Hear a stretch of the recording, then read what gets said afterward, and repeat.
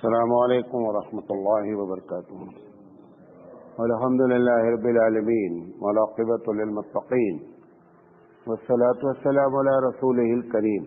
محترم حضرات، ہم منتخب حدیث سے آپ کے سامنے درس حدیث پیش کر رہے ہیں اور آج اس کا درس نمبر 34 ہے۔ یہ بار بار آپ سے بتاتے رہتے ہیں کہ ہر درس اپنی جگہ پر ایک مکمل درس ہے۔ یہ جو پارٹ ہم بولتے ہیں یہ اپنی سہولت کے لیے بولتے ہیں، اس سے کوئی یہ نہیں کہ آپ کا اگر 34-33 نمبر چھوٹ گیا ہے تو آپ 34 نہیں سمجھیں گے، ایسی کوئی بات نہیں ہے۔ ہر ایک درس اپنی جگہ پہ جو ہے وہ ایک تقریر ہے۔ بسم اللہ الرحمن الرحیم۔ عن عمر بن الخطاب رضی اللہ تعالی عنہ قال قال رسول اللہ صلی اللہ علیہ وسلم لو انکم کنتم توکلون علی اللہ حق توکلہ لرزقتم کما ترزق الطیر تغدو خماسا وتروح بطانا۔ رواه الترمذی۔ ترمذی کی روایت ہے، عمر بن خطاب رضی اللہ تعالیٰ عنہ فرماتے ہیں کہ اللہ کے رسول صلی اللہ علیہ وسلم نے فرمایا کہ اگر تم لوگ کاش کہ تم لوگ ویسے بھروسہ کرو جیسے کہ اللہ پر مکمل بھروسہ کیا جاتا ہے تو تم کو رزق دیا جائے گا ایسے جیسے پرندوں کو رزق دیا جاتا ہے کہ وہ صبح خالی پیٹ ہوتے ہیں اور شام میں جب واپس آتے ہیں تو ان کا پیٹ بھرا ہوتا ہے۔ یہ ایمانیات میں حدیث لائے ہیں۔ بات جو چل رہی ہے وہ ایمانیات کی چل رہی ہے۔ یہ بہت ہی اہم حدیث ہے اور آپ کو اس کے بارے میں پوری بات جاننی چاہیے، ورنہ مسلمانوں کا ایک بہت بڑا طبقہ یہ توکل کسے کہتے ہیں، بھروسہ کسے کہتے ہیں، اللہ پر بھروسے کے معنی کیا ہوتے ہیں، اس میں خوب کنفیوز ہے۔ اگر اس حدیث کو صحیح طور پر نہیں سمجھیں گے تو جس طریقے سے ایک بڑا طبقہ کنفیوز ہے، مزید کنفیوز ہوتا رہے گا اور لوگوں کو کنفیوز کرتا رہے گا۔ سب سے پہلی بات جان لیں، یہ حدیث میں جو کہا جا رہا ہے کہ کاش کہ تم لوگ ویسے بھروسہ کرو جیسے کہ پرندے بھروسہ کرتے ہیں۔ پرندے کیا کرتے ہیں؟ یہ سارے دنیا کے جانور دن بھر کیا کام کرتے ہیں؟ آپ بتائیے۔ دو کام کرتے ہیں، دن بھر کوشش کرتے ہیں کہ کھانا کیسے کھائیں گے، یہی کرتے رہتے ہیں نا دن بھر۔ ایک کتا ہے، جو بھی ہے، جتنے جانور ہیں، وہ جو پرندے کی مثال دی جا رہی ہے، وہ صبح نکلتا ہے کس چکر میں کہ مجھے کچھ مل جائے کھانے کے لیے۔ جب وہ کوشش کرتا ہے پورے دن تو شام میں پیٹ بھر کے لوٹتا ہے۔ لوگوں نے جب تقریر کی تو یہ بولنے لگے کہ آپ دیکھتے ہیں کہ جانور آخر ان کو کون رزق دیتا ہے؟ یہ نہیں بولتے ہیں کہ جانور دن بھر کوشش کرتا ہے تو رزق پاتا ہے۔ سارے دنیا کے جتنے جانور ہیں ان کا دو ہی کام ہے، کھانا اور اپنے سیکس کو پورا کرنا، بقیہ اس کے علاوہ ان کے پاس کوئی جاب نہیں ہے۔ یہ ایک دم اس حدیث، حالانکہ حدیث میں خود لکھا ہوا ہے کہ صبح جاتے ہیں کس لیے؟ پکنک کرنے تو جاتے نہیں ہیں، جاتے ہی ہیں روزی کی تلاش میں، اور پھر جب واپسی ہوتی ہے تو روزی ملتی ہے۔ تو پتہ کیا چلا کہ اللہ تعالیٰ کی پہلی پالیسی میں یہ ہے کہ سبب آپ اختیار کریں گے، نتیجہ ہم برآمد کریں گے۔ مومن کی شان غور سے سن لیں، مومن میں اور کافر میں یہ بنیادی فرق ہے۔ مومن میں اور ایک سائنٹسٹ میں بنیادی فرق ہے، مومن میں اور ملحد میں ایک بنیادی فرق ہے۔ کیا؟ ایک سائنٹسٹ یہ سمجھتا ہے کہ یہ کام ہم نے کیا ہے، سارے سسٹم کیے ہیں، رزلٹ نکلنا ہی نکلنا ہے۔ ہمارا اللہ دن بھر یہ بتاتا ہے کہ تم ساری تدبیر اختیار کر لو، ابھی بھی رزلٹ کا جو سوئچ ہے وہ کس کے ہاتھ میں ہے؟ وہ ہمارے ہاتھ میں ہے۔ آپ دیکھیں بھارت میں کہ سائنٹسٹ نے کئی سال مل کر کئی ارب روپے خرچہ کر کے انہوں نے کہا کہ ہم لانچ کرنے جا رہے ہیں، اور پی ایم صاحب اپنے کمرے، پوری بات آپ جانتے ہیں، اپنے کمرے میں بیٹھ گئے کہ اب لانچ ہونے والا ہے، اور جس وقت لانچ ہونا تھا اس سے کچھ منٹ پہلے پروردگار عالم نے سوئچ آف کر دیا، اور جہاں پہ اس کو لانچ ہونا تھا وہ پتہ ہی نہیں چلا کہ کدھر چلا گیا۔ کیوں؟ کیونکہ ان کو یقین کامل ہے کہ اب میں نے ساری ترتیب اختیار کر لی ہے، لہذا رزلٹ نکلے گا۔ یہ مومن کی شان نہیں ہے۔ مومن کی شان کیا ہے؟ ترتیب پوری اختیار کریں گے، لیکن ابھی بھی رزلٹ کس کے ہاتھ میں ہے؟ اللہ کے ہاتھ میں ہے۔ یہ مومن میں اور بقیہ تمام لوگوں میں یہ بہت بنیادی ڈفرنس ہے، اور اگر یہ ڈفرنس نہیں ہے تو پھر ہم میں اور غیر میں کوئی زیادہ فرق نہیں۔ ایمانیات کے لحاظ سے بحث چل رہی ہے، آپ کا اور ہمارا ایمان ہونا چاہیے۔ تو پتہ کیا چلا کہ جس چیز میں سبب موجود ہے، روزی تلاش کرنے کے لیے جس طریقے سے پرندہ دن بھر کوشش کرتا ہے، اللہ تعالیٰ اس کو روزی دیتا ہے۔ آپ بھی کوشش کریں گے، روزی دے گا۔ ایک بات۔ نمبر 2، ایسا بھی ممکن ہے کہ پرندہ دن بھر جائے اور شام میں واپس آئے۔ کون سا پرندہ، کون سا مومن جس نے یہ طے کر رکھا ہے کہ میں نے کوشش کی، ہر حال میں رزلٹ نکلے گا؟ ایسے آدمی کے ساتھ فیس گھمائی جا سکتی ہے۔ جس طریقے سے اس ملحد اور کافر کے ساتھ معاملہ کیا کہ اس نے طے کر لیا کہ میں ہر حال میں 9 سال محنت کی، اتنے ارب روپے خرچ ہوئے، کوئی رکاوٹ نہیں ہے، رزلٹ ہیز ٹو بی۔ اللہ نے بتایا رزلٹ ہمارے ہاتھ میں ہے، رزلٹ کا ہونا کوئی ضروری نہیں ہے۔ یہ کبھی کبھی کرتا ہے، ہمیشہ نہیں کرتا ہے۔ کیوں کرتا ہے؟ بتانا چاہتا ہے کہ تم جو سمجھ رہے ہو ویسا نہیں ہے، ہم جو چاہتے ہیں وہ ہوتا ہے۔ یہ بات سمجھے نہیں سمجھے؟ اس حدیث میں یہی بات بتائی گئی ہے کہ پرندہ جاتا ہے اور شام میں واپس آتا ہے۔ تم بھی اگر اس طریقے سے محنت کرو گے تو تم کو رزلٹ نکلے گا۔ اب لوگوں نے تقریر کیا کیا اس پر؟ بہت سے لوگ، محنت کرو، کچھ نہیں ہے، سب اللہ کے ہاتھ میں، سب اللہ کے ہاتھ میں۔ یقینی بات ہے، محنت کرنا تمہارا ذمہ ہے، یہ بھی اللہ نے تم سے کہا ہے۔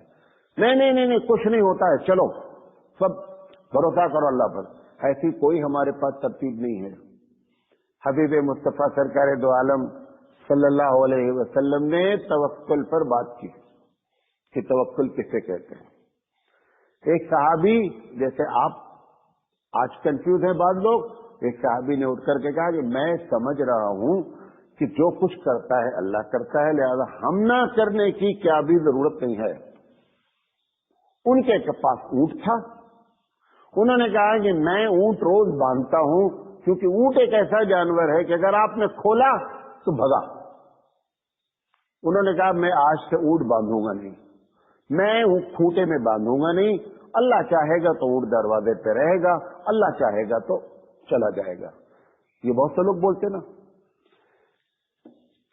نبی کریم صلی اللہ علیہ وسلم نے فرمایا کہ غلط آپ سمجھ رہے ہیں، میں نے جو بات کی ہے اس کو سمجھ لو۔ آپ نے فرمایا اعقلھا، اونٹ کو پہلے باندھ دے کھوٹے سے، ثم توکل علی اللہ او کما قال۔ آپ نے فرمایا اونٹ باندھنے کے بعد اب اللہ پر بھروسہ کرو، اللہ چاہے گا تو اونٹ دروازے پہ رہے گا، ورنہ باندھنے کے بعد بھی اونٹ جا سکتا ہے۔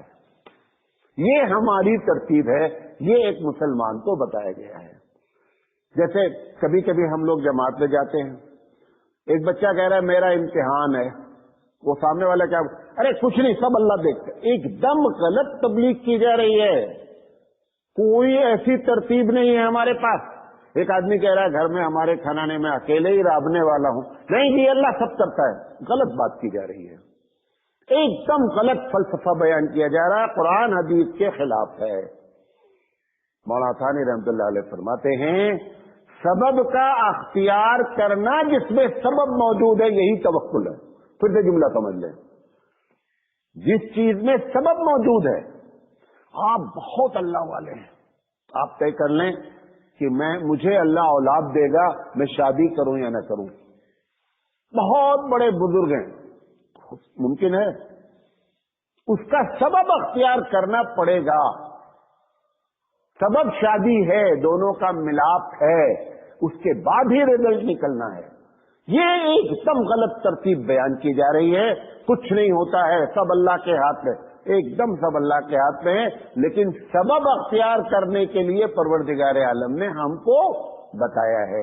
ये असल तवक्कुल होता है। नंबर 1, जहां पर सबब मौजूद ही नहीं है वहां पर आपको 100% अल्लाह पे तवक्कुल करना है।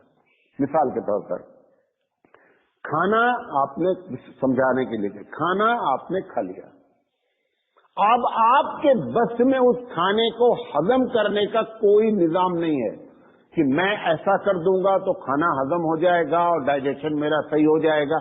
अब अल्लाह, मैं अपना काम किया हूं खाने का, बकिया अब मैं 100% आप पर हूं, आप चाहेंगे तो खाना हजम होगा, बकिया हम अब कुछ नहीं कर सकते। क्यों? क्योंकि उसमें आपका कोई बस नहीं है।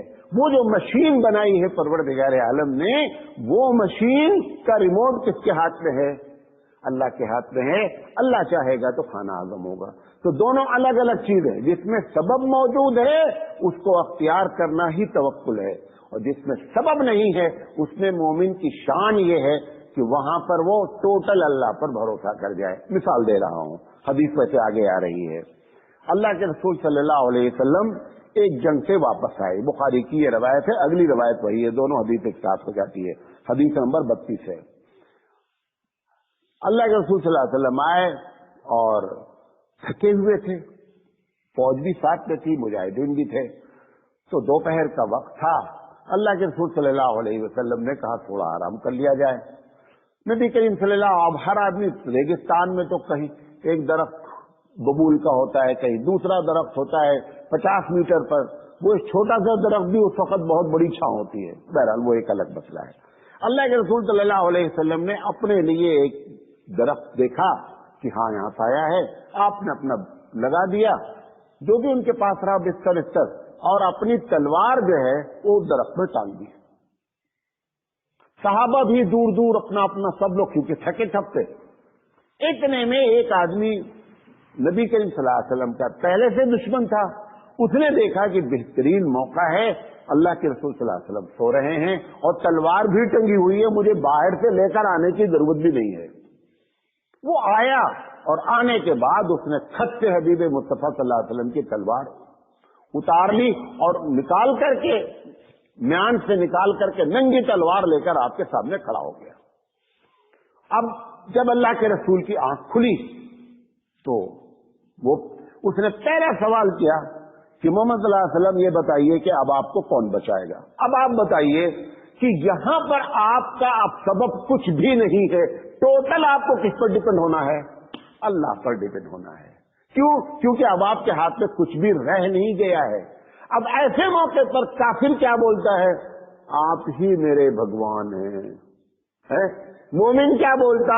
इस वक्त भी मुझे बचाने वाला कौन है? परवरदिगार आलम है। ये दूसरा तवक्कुल है। ये दूसरा तो अल्लाह के रसूल सल्लल्लाहु अलैहि वसल्लम ने बड़े इत्मीनान से फरमाया जब उसने कहा कि मोहम्मद सल्लल्लाहु अलैहि वसल्लम, अब बताइए आपको कौन बचाएगा? जो हदीस के अल्फाज आए हैं, फ़क़ाल मन यमनऊक मिन्नी, अब मुझसे आपको बचाने वाला कौन है? हबीब मुस्तफा सल्लल्लाहु अलैहि वसल्लम एक मर्तबा नहीं 3 मर्तबा कहते हैं, फ़क़ुल्तु अल्लाह अल्लाह अल्लाह सलासन, 3 मर्तबा कहा कि तुम इस वक्त भी मुझे बचाने की कुदरत नहीं रखते। ये है दूसरा तवक्कुल, जिसको लोग नहीं समझ पाते हैं। यहां पे सबब मौजूद नहीं है, देखने में मौत सामने खड़ी है। ये दूसरा तवक्कुल है कि यही बात बता रहा था कि आपने खाना खा लिया, अब आपके बस में डाइजेशन को सही करना नहीं है, वो अल्लाह के हाथ में है, अल्लाह जैसा चाहेगा कर देगा। कितने लोग डॉक्टर से शिकायत करते हैं, मैं कुछ भी नहीं खाया हूं आज, कोई ऐसी सब हो गया है। फिर कहता है कभी जा करके डॉक्टर साहब कोई ऐसी चीज नहीं खाया हूं, लूज मोशन शुरू हो गया है। ये सब क्या है? ये उस मशीन का रिमोट किसके हाथ में है? वो अल्लाह के हाथ में है। तो दूसरी चीज क्या है कि जिस चीज में सबब मौजूद नहीं है उसमें आपको और हमको 100% अल्लाह पर, और जिस चीज में सबब मौजूद है वहां पर क्या है? सबब अख्तियार करना है اور پھر اللہ پر بھروسہ کرنا ہے۔ ایک مثال اور دیتا ہوں اور بات ختم کرتا ہوں، دونوں حدیث کی بات ہو جائے گی۔ اللہ کے رسول صلی اللہ علیہ وسلم کو جب اللہ نے کہا محمد صلی اللہ علیہ وسلم آج مکہ چھوڑنا ہے، اب آپ کے لیے مکہ سوٹیبل پلیس نہیں رہ گیا، اچھی جگہ نہیں ہے، آپ چھوڑ دیجیے۔ حضور نے جیسے ہی اللہ کا حکم آیا، اب آپ دیکھیں کہنے والا کون ہے؟ اللہ ہے۔ ڈائریکٹ وہی نبی کے علیہ وسلم کو آئی ہے کہ مکہ چھوڑ دیجیے اور اپنے ساتھ صرف ابو بکر صدیق رضی اللہ تعالیٰ عنہ کو لیجیے گا، بقیہ کسی کو نہیں۔ نبی کے علیہ وسلم نکلے، کیا ہونا چاہیے تھا؟ اللہ بولا ہے جی کیا بھی نہیں ہوتا، کوئی کچھ نہیں کر سکتا۔ حبیب مصطفیٰ پوری ترتیب اختیار کر رہے ہیں کہ دشمن کو پکڑنا ہے، ان کا ارادہ ہے، ان سے بچنے کے لیے آپ کوئی بھی کالر نہیں جھاڑ رہے ہیں کہ ہمارے ساتھ اللہ ہے۔ 3 دن تک غار ثور میں جا کر کے خاموشی سے بیٹھ گئے ہیں کہ لوگ کنفیوز ہو جائیں کہ محمد صلی اللہ علیہ وسلم کدھر گئے۔ جیسے ہی نبی کریم صلی اللہ علیہ وسلم کے بارے میں صبح معلوم ہوا فجر کے بعد کہ اللہ کے رسول چھوڑ گئے ہیں، سب دوڑے کس راستے پر؟ سب دوڑے مدینہ والے راستے پر۔ اللہ کے رسول صلی اللہ علیہ وسلم مدینہ والے راستے پر موجود ہی نہیں ہے، اسی مکے میں موجود ہے۔ پورا ترتیب اختیار کی کہ نہیں اختیار کی؟ اب اچانک دیکھیے یہ پوری ترتیب اختیار ہو گئی۔ اختیار ہونے کے بعد لوگ تلاش کرتے کرتے اس دن نہیں پہنچے، دوسرے دن تلاش کرتے کرتے کرتے غار ثور کے قریب پہنچ گئے۔ آپ پورا واقعہ جانتے ہیں، اتنا قریب پہنچے کہ اس کی جو لوکیشن ہے کہ اندر والا بندہ جو بھی یہاں کھڑا ہو اس کو دیکھ سکے، یہ جب تک جھکے نہیں تب تک نہیں دیکھ سکے۔ ابو بکر صدیق رضی اللہ تعالیٰ عنہ نے دیکھا کہ جو لوگوں نے 100 اونٹ ہم پر انعام رکھا ہے وہ باہر کھڑے ہیں۔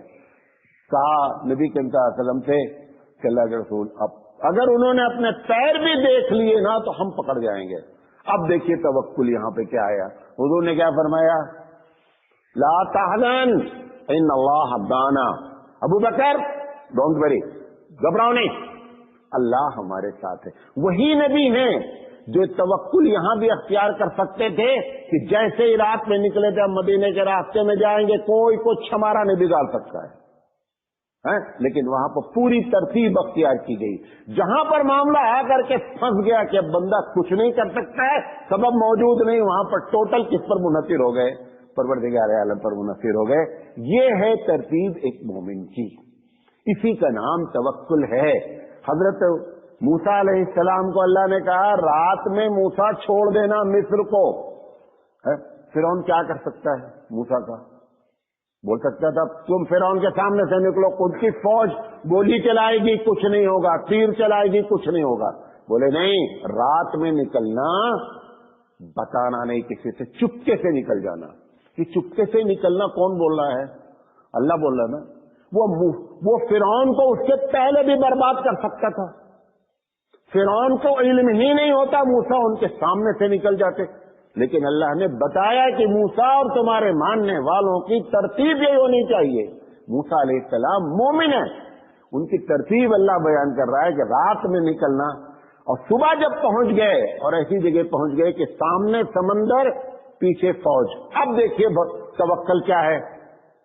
جب قوم نے کہا موسیٰ تم نے تو مروا دیا، جان بوجھ کر کے پلاننگ کیا تم نے، اللہ کے رسول ہیں فرما رہے ہیں ان معی ربی سیہدین، میرے ساتھ میرا اللہ ہے جی، ان قریب گائیڈ کرے گا کیا کرنا ہے، گھبراؤ نہیں۔